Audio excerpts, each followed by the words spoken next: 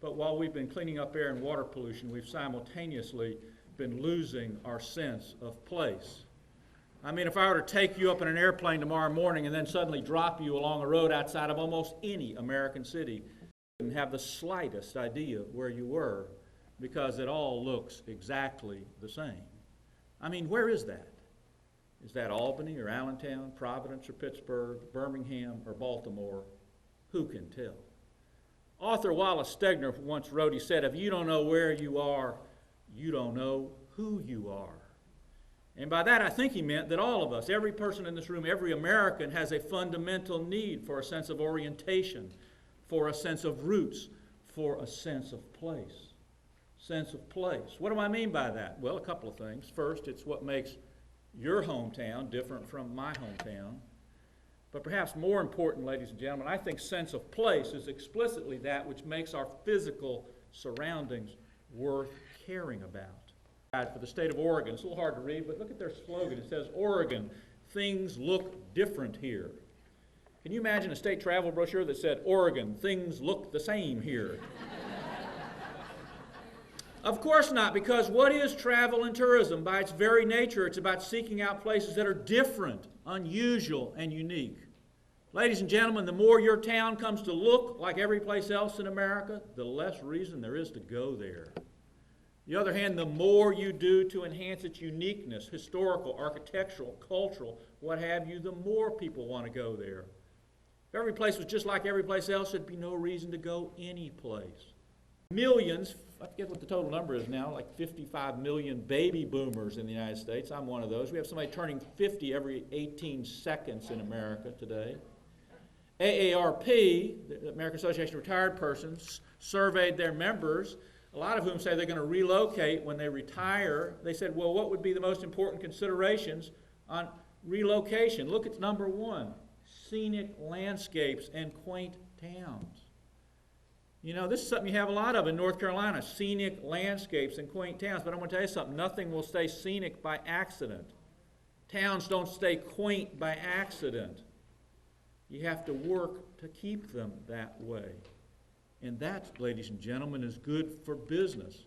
What's the new economy about? It's all about quality of life. People can locate anywhere. Monuments to our National Register of Historic Places. But the truth is, and we all know this, is that despite all those very good things, at the same time, the special and unique character of so many of America's small towns and our countryside has been disappearing faster than ever. And while we've been saving some landmarks like this, we've simultaneously been losing the landscape that gives those landmarks their larger sense of meaning. The site of another great battle in the Civil War, the Battle of Chancellorsville. This is the Salem Church, which was one of the most important features in the fighting at Chancellorsville. And that church was a makeshift southern fortress, and the fighting waged in the fields and forests all around that church. And after the battle, it was a hospital for both Union and Southern wounded. The church is a National Historic Landmark. It's been lovingly restored, but it's also a classic example of saving a structure and losing a place. I ask you, what's wrong with this picture? I'll never forget when I went to Asheville the first time many years ago. I went to the site of Thomas Wolfe's birthplace. And, Thomas Wolfe, one of America's great writers, Look Homeward Angel, his most famous book is You Can't Go Home Again. Well, sadly, Tom Wolfe, he can't go home again because here's the site of his original house in this parking lot in Asheville, North Carolina. And, why is historic preservation important at all? First and foremost, ladies and gentlemen, it seems to me because these are the places that physically connect us to the past. These are the places that tell us who we are and where we came from. Daniel Webster once wrote, he said, quote, "The man who feels no sentiment or veneration for the memory of his forefathers is himself unworthy of kindred regard and remembrance." At its essence, historic preservation is about saving the heart and soul of our communities. It's about physically connecting us to our roots in the past. Across the country to the Pike Place Farmers Market in Seattle, Washington, the single most visited place in the state of Washington, the epitome of Seattle, gets 11 million visitors a year. But guess what? About 30 years ago, the city of Seattle seriously proposed demolishing the Pike Place Market. Why? Because somebody was arguing we need more downtown parking. Like parking for what? You can have all the parking in the world. If there's nothing to do, no one's want to come there. Will be worth preserving in the future.